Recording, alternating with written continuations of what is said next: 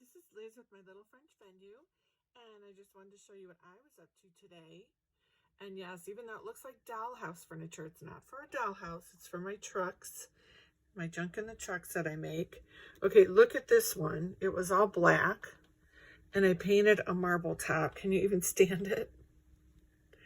This one I added little paper on the doors. I added some shabby chic paper to the bed frame here and also to this matching cute little bed set.